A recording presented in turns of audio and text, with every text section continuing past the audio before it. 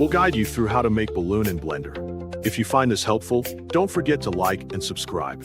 People search for this tutorial because beginners want to learn basic 3D modeling in Blender, but often feel confused by its tools and shortcuts.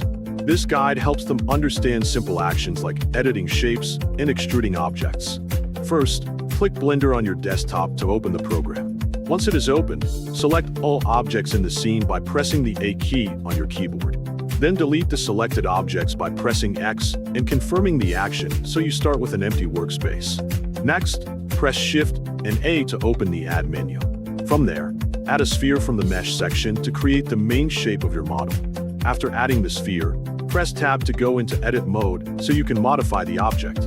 Then press number 3 on your keyboard to switch to Face Selection mode. Once you are in this mode, press the face on the bottom of the sphere to select it. After that, tap on the button on the top next to the Snap button to adjust the tool settings as needed.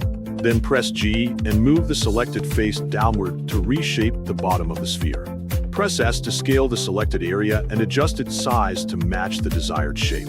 Next, pick the face on the very bottom of the model again to prepare for further editing. Then press E to extrude the selected face outward. Continue extruding it as long as you want, shaping it gradually to form a rope that connects to the balloon. While extruding, adjust the direction and length carefully so it looks natural. You can repeat the movement and scaling steps to refine the shape as you go.